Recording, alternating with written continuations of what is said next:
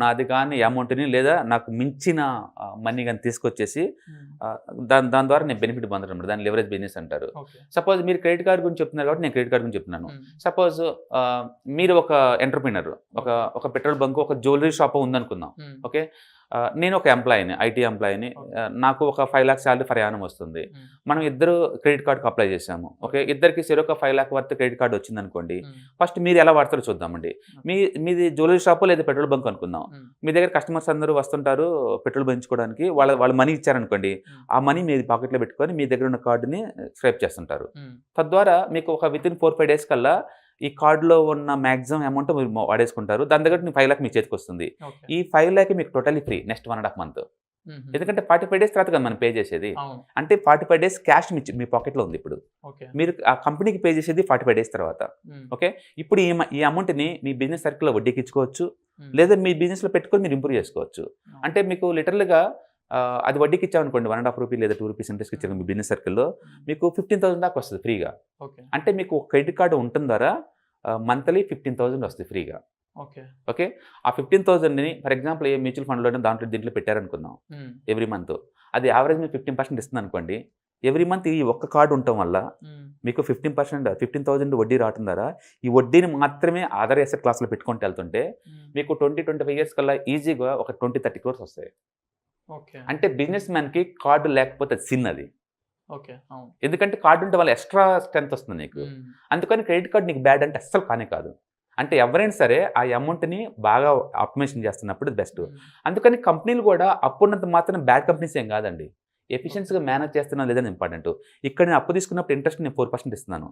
ఇక్కడ దాన్ని నేను 20% మేనేజ్ చేస్తున్నాను అనుకోండి, అప్పు చేయడం చాలా మంచిది.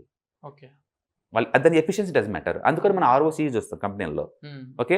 అందుకని బిజినెస్ మ్యాన్కి క్రెడిట్ కార్డు ఉంటే చాలా మంచిది. ఎందుకంటే సడన్ నీకు డబ్బు కావాలంటే అది ఈజీగా నీకు వస్తుంది. బిజినెస్లో ఎప్పుడు మనీ రిక్వైర్మెంట్ ఉంటుంది. అందుకని బిజినెస్ మ్యాన్కి కార్డు ఉండటం అనేది ఒక ఎసెట్, అది అడిషనల్ ఎసెట్. ఇప్పుడు నెక్స్ట్ మంత్ ఇన్ టైంలో మీరు మనీ పే చేశారనుకోండి, అతను మళ్ళీ 2 కార్డులు ఇస్తాడు. ఈసారి వేరే మ్యూచువల్ ఫండ్ కార్డ్స్ ఇస్తారు, వేరే ఎసెట్ ఈ క్రెడిట్ కార్డ్ కంపెనీస్ ఉంటాయి కదా, ఇస్తూనే ఉంటాయి నీకు. మీది ఒకేసారి మీకు 10-15 కార్డ్స్ ఉన్నాయి అనుకోండి, ఇంక ఊహించండి. మీరు ఈచ్ కార్డ్ని 2-3 days 5 లక్ష ఇస్తున్నారు. 5 days ఒకసారి 5 లక్ష ఇస్తూనే ఉంటారు అవతల దగ్గర నుంచి. వాళ్ళకి పే చేసేదేమో ఆఫ్టర్ 45 days తర్వాత. ఓకే. ఇట్లా మీరు మనీ మేక్ చేసుకోవచ్చు. అంటే అస్సలు బిజినెస్ కాకుండా అచ్చం ఈ లెవరేజ్ బిజినెస్ తోటే మీరు ఒక 20 years బిజినెస్ రన్ చేశారనుకోండి, అసలు బిజినెస్ 0 ఇన్కమ్ వచ్చినా సరే ఈ లెవరేజ్ బిజినెస్ ద్వారా వచ్చిన అమౌంట్ తోటి మీకు వచ్చిన అమౌంట్ 20-30 crores ఉండొచ్చు లాంగ్ టర్మ్ పాయింట్ ఆఫ్ లో. క్రెడిట్ కార్డ్ తోనే వడ్డీ వ్యాపారం కూడా చేసుకోవచ్చు. That is called as leverage business.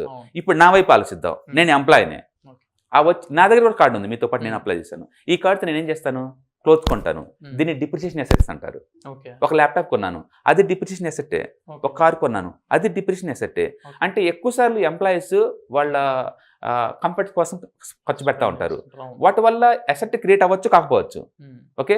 Asset create కావాలేదనుకోండి, దీని ద్వారా నాకు ఎలాంటి రిటర్న్స్ రావట్లేదు కదా, నేను ఇంటర్వ్యూలో మనీ పే చేయలేదు అనుకోండి, రెడీ కూర్చుంటారు క్రెడిట్ కార్డు వాళ్ళు. వాళ్ళు ఇచ్చింది అమౌంట్ నీకోసం, ఎప్పుడు డిఫాల్ట్ అవుతావా, ఎప్పుడు వడ్డీతో సాగు గుంజుదాం అన్నట్టు చూసుకుంటారు. వాళ్ళు అంటే పెనాల్టీ వేస్తారు. సో ఒక ఎంప్లాయీస్కి క్రెడిట్ కార్డు ఎలా యూజ్ అవుద్ది? సో మామూలుగా అయితే జనరల్ గా క్రెడిట్ కార్డ్స్ ఎవరైతే ఎక్కువ యూజ్ చేస్తున్నారో నేను అదే అంటుంది, క్రెడిట్ కార్డ్ తీసుకుంటే దానికంటే ఎక్కువ మీరు బెనిఫిట్ తీయగలిగితే క్రెడిట్ కార్డ్ ఇస్ గుడ్. మీకు ఆ ఎఫిషియన్సీ లేనప్పుడు credit card is very bad. అందుకని credit card good or bad అనే బదులు క్రెడిట్ కార్డు మీకు ఆస్తిలాగా అవుతున్నప్పుడు ఎన్ని కార్డ్స్ ఉంటే అది నీకు అంత బెటర్. క్రెడిట్ కార్డ్స్ నాకున్నాయి అనుకోండి, ఎంప్లాయీస్కి నేను అంత ఆప్టిమైజేషన్ చేయట్లేదు అనుకోండి, నాకు ఎన్ని ఉంటే అంత బ్యాడ్. అందుకని క్రెడిట్ కార్డు వాడేసి మీరు అప్రిషియేషన్ అసెట్స్ క్రియేట్ చేస్తున్నారా, you are doing good thing. Depreciation assets create చేస్తున్నారా, క్రెడిట్ కార్డ్స్ ఉండటం వేస్ట్ నీకు. దాన్ని ఎంత త్వరగా క్లోజ్ చేసుకుంటే క్రెడిట్ కార్డ్స్ని అంత. క్రెడిట్ అంటేనే అప్పు అండి, అప్పులోకి ఎందుకు పోవాలి మీరు అనవసరంగా? అప్పు చేసి మరి కంఫర్ట్గా కొనాల్సిన అవసరం ఏముంది? బట్టలు లేదా సెల్ ఫోన్స్ లేకపోతే ల్యాప్టాప్స్ లేకపోతే ఇంకోటి ఎందుకు కొనాలి? బట్ బిజినెస్లో లెవరేజ్ అనేది గుడ్ థింగ్, అది అంతే. అది ఓకే. అందుకని ఏది ఆస్తి ఏది లయబిలిటీ అని మీకు ఎలా తెలియాలి అంటే, దాని ద్వారా ఇన్కమ్ జనరేట్ అవుతుంది అనుకుంటే అది అసెట్. ఇన్కమ్ రావట్లేదు అంటే లయబిలిటీస్. మీరు కనుక rich dad poor dad book sequence కనుక మీరు చదివారనుకోండి, ఆధార్ క్లియర్గా చెప్తాడు ఏది అసెట్ అనేది. క్యాష్ ఫ్లో కనుక ఉంటే దాన్ని ఆస్తి అంటాడు. అంటే సపోజ్ ఇప్పుడు నేను హౌస్ కొన్నాను, ఒక 50 lakh పెట్టి హౌస్ కొన్నాను, నేను ఆ ఇంట్లో ఉంటున్నాను అనుకోండి, దాని ద్వారా వచ్చి జీరో ఇన్కమ్. పైగా నేను ఎవ్రీ ఇయర్ GHMC వాళ్ళు ట్యాక్స్ పే చేయాలి. ఓకే. ఒక 10,000 ట్యాక్స్ పే చేయాలి. అండ్ మిగతా యూటిలిటీ అంటే ఎలాగో రెంట్ కొన్నా నేను పే చేయాల్సిందే. అంటే నా ఇంట్లో నేను ఉన్నా సరే still I have to pay the tax to the GHMC. అందుకని ఆ బుక్లో ఆధార్ ఏమంటాడంటే ఆస్తికి నువ్వు రిప్రజెంట్ తప్ప ఓనర్ ఎప్పుడు కాలేవు అంటాడు. ఎందుకంటే ఇంటికి తాళం వేసి బయటకు వెళ్ళిపో 1 year తర్వాత వచ్చాడు ఇంకో తాళం పడి ఉంటుంది అక్కడ, జిహెచ్ఎంసీ వాళ్ళు తాళం వేస్తారు. ఎందుకంటే నువ్వు ట్యాక్స్ పే చేయలేదు కాబట్టి నీ ఇంట్లో రావద్దు అంటాడు. అక్కడికి వచ్చి ట్యాక్స్ పే చేసుకుని రమ్మంటాడు. అంటే ల్యాండ్ ఈజ్వల్ రాయల్, రాయల్ అంటే కింగ్ అనమాట దానికి ఎప్పుడు ఆదరేషన్. అందుకని గవర్నమెంట్ వాళ్ళు ఏ రోడ్ ఎత్తున నీ ఇంటి మీద నుంచి వాళ్ళకి ఇచ్చేయాల్సింది, కోర్టు పైన నువ్వు విన్నావులేవు. ఎందుకంటే land belongs to royal, royal అంటే గవర్నమెంట్ వాళ్ళు అంతే. ఓకే, అందుకని ఓన్ హౌస్లో మీరు ఉంటుంటే అది ఇన్కమ్ జనరేట్ అవ్వట్లేదు అనుకోండి, అది బ్యాడ్ అసెట్ అంతే. అదే మీరు ఇల్లు కొని ఒక పోర్షన్ రెంట్కి ఇచ్చారనుకోండి, ఎంతకంత రెవెన్యూ జనరేట్ చేస్తున్నారు కదా, ఇన్కమ్ వస్తుంది కదా, అది అసెట్ కింద లెక్క. అప్పుడు అదే హౌస్ నీకు అసెట్ కింద లెక్క, ఎందుకంటే ఎంతకంత క్యాష్ ఫ్లో ఉంది కాబట్టి. ఓకే, అంటే క్యాష్ ఫ్లో ఉంటే అది దాన్ని అసెట్గా ట్రీట్ చేయండి. క్యాష్ ఫ్లో ఆగిపోయింది అనుకోండి, అది లైబిలిటీ కింద లెక్కే.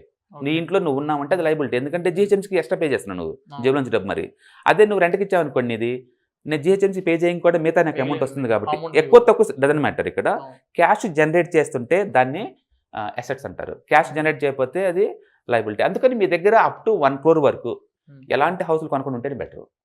కొంటే క్యాష్ ఫ్లో ఆగిపోద్ది. అదే నా దగ్గర మనీ నేను వడ్డీకి ఇచ్చుకున్నా లేదా మంచి అసెట్లో పెట్టినా బిజినెస్లో పెట్టుకున్నా, నాకు ఈవెన్ ₹1 ఇంట్రెస్ట్ లెక్కేసుకున్నా సరే నాకు మంత్లీ 1 lakh తరతరాలు వస్తూనే ఉంటుంది. అది 1 lakh ఉంటే. అదే నేను ఆ మనీ బట్టి ఇల్లు కొని ఇంట్లో కూర్చున్నాను అనుకోండి, రూపాయి కూడా లేదు, ఇన్కమ్ లేదు నీకు. ఇల్లు ఉందని సైకలాజికల్ సాటిస్ఫాక్షన్ తప్ప. ఓకే, అందుకని తక్కువ డబ్బు ఉన్నప్పుడు దాన్ని మనీని ఆప్టిమైజేషన్ చేసుకోవడం బెటర్. ఎక్కువ డబ్బు ఉన్నప్పుడు ఇల్లు కొనపడం కూడా తప్పే మళ్ళీ, ఎందుకంటే సిటీ పెరిగే కొద్దీ నువ్వు కొనలేవు, అలాంటి ఇల్లు మళ్ళీ కొనలేవు. ఓకే, అందుకని అది ఆస్తి అది అసెట్టా లైబిలిటీ అనేది based on the your utilisation మీద అది డిపెండ్ అయి ఉంటుంది. ఓకే, బట్ తక్కువ మంది ఉన్న వాళ్ళందరూ కూడా రెంటల్కే ఉండండి. Don't by the houses and all the things. Okay, try to optimise the house. ఒకవేళ మీరు హౌస్ కొనాల్సి వచ్చినా కూడా హౌసింగ్ లైన్స్ ఇప్పుడు 6.5% వస్తున్నాయి. మీ ఓన్ మనీని మాత్రం ఏ మ్యూచువల్ ఫండ్స్లోనో ఏ ఈటీఎఫ్స్లోనో లేకపోతే ఇంకొక ఏ అసెట్ అయితే మీరు బాగా మేనేజ్ చేయగలుగుతారు, ఇయర్లీ 15% తీయగలుగుతారు, 15-20% తీయగలుగుతారు, అందులో పెట్టుకోండి మనీ అంతా. దీని మాత్రం లోన్ తీసుకోండి, మ్యాక్సిమం లోన్. తొందరపడి క్లోజ్ చేయమాకండి, లోన్స్ అంతే ఉంచుకోండి. ఇన్కమ్ ట్యాక్స్ 1.5 lakh వరకు రిడెంప్షన్ ఉంటుంది హౌసింగ్ లోన్ తీసుకోవడం వల్ల. ప్లస్ 6.5 వస్తుంది కదా నీకు, నీ మనీని బయట ఆప్టిమైజేషన్ చేసుకోండి. అంటే you are doing the good business యాక్చువల్గా. అది చాలా మంది ఏంటంటే హౌస్ లోన్స్ తీసుకుంటారు, రైట్. జాబ్స్ చేసే వాళ్ళు మంత్లీ 1 lakh 2 lakh శాలరీ ఉన్న వాళ్ళు హౌస్ లోన్స్ తీసుకుంటారు. ఒక మేబీ 40-50 lakhs తీసుకుంటారు. ఒకనొక టైంకి మేబీ శాలరీ పెరుగుతూ వెళ్ళొచ్చు, మంత్లీ 5 lakhs అవ్వచ్చు. రైట్. సో దాన్ని క్లియర్ చేసేద్దాం, ఎంత త్వరగా క్లియర్ చేస్తే అంత బెటర్ ఏమో అనుకుని క్లియర్ చేస్తూ ఉంటారు. అది వేస్ట్ అండి. దాని బదులు ఆ అమౌంట్ ని అంతకన్నా బెటర్ ఈల్డ్ వచ్చే అసెట్ క్లాస్ లో పెట్టడం better. Okay, best asset class అంటే ఒక సిటిజన్ ఫైనాన్స్ లో మనం వేస్తున్నాం అనుకోండి, 15% వచ్చే ఛాన్స్ ఉంది ప్రయాణం. మ్యూచువల్ ఫండ్స్ అనుకోండి, యావరేజ్ మీద మీకు 15-20% వచ్చింది. ఈటీఎఫ్ దాంట్లో వచ్చేది ఉంది. ఇంకేదన్నా వేరే ఎక్కడన్నా మీకు ఆపర్చునిటీ క్రియేట్ కనుక అవుతుంటే మీకు ఎక్కడైతే 15-20% వస్తుంది అనుకుందాం, 15%, 6తో పోల్చుకుంటే 10 వచ్చినా బెటరే కదా. అందులో పెట్టిన తప్ప ఇది క్లోజ్ చేయమాక. క్లోజ్ చేసినా మీకు వచ్చేది ఏం లేదు అక్కడ. అందుకని హౌసింగ్ లోన్స్ ఉంచుకోండి, ఎంత లాంగ్ ఉంటే నీకు అంత బెటర్. ఎందుకంటే 6.5 అంత లోయెస్ట్ రేట్ ఆఫ్ రిటర్న్ నీకు ఎక్కడ ఉండదు. నీ మనీని మాత్రం ఎక్కువ రేట్ ఆఫ్ రిటర్న్ వచ్చే చోట పెట్టండి. అందుకని హౌస్ కొనాలని మీకు ఆలోచన వచ్చిందా, ఫస్ట్ హౌస్ కొనేంత ఈక్వల్ అమౌంట్ ఉందో చూసుకోండి. హౌస్ కాస్ట్ 50 lakh అనుకుందాం, నీ దగ్గర 50 lakh క్యాష్ ఇప్పుడు ఉండాలి. కానీ ఈ అమౌంట్ పెట్టి ఇల్లు కొనద్దు. 90% లోన్ తీసుకోండి, 80%-90%. ఈ అమౌంట్ ని అలాంటి అసెట్ క్లాస్ వేరే ఎక్కడైనా ప్రయాణం 50% వచ్చింది అనుకోండి, దాంట్లో పెట్టండి. ఆ అమౌంట్ ని ఈఎంఐ పే చేస్తున్నారు అనుకోండి, యూ ఫీల్ వెరీ హ్యాపీ. మీకు స్ట్రెస్ ఉండదు, ఇల్లు వచ్చినట్టు ఉంటుంది. మీ అమౌంట్ ఏమో పెద్ద రేట్ ఆఫ్ రిటర్న్ కి ఆపరేషన్ చేస్తున్నారు. వచ్చే అమౌంట్ తో మనం ఇక్కడ EMI that is the best one actually. So I strongly recommend to somebody want find out asset and liabilities అంటే rich dad poor dad books చదువుకున్నారనుకోండి, you got lot of ideas బేసికల్ గా. And books free, Google పక్కన PDF అని type చేశారనుకోండి, that's going to download. Right. So friends చూసారు కదా, అందరూ లయబిలిటీస్ అండ్ అసెట్స్ కి డిఫరెన్స్ ఈజీగా తెలుస్తుంది. ఏదైతే మనకి డబ్బులు రిటర్న్స్ ఇస్తుందో అవి అసెట్స్, ఏవైతే మనకి డబ్బులు తిరిగి ఇవ్వదో అవి లయబిలిటీస్. సో చాలా క్లియర్గా చెప్పారు. ఇంకా మీకు క్లియర్గా కావాలి అంటే రిచ్ డాడ్ పూర్ డాడ్ ఈ బుక్ కూడా చదవమని మనకి రెఫర్ చేస్తున్నారు.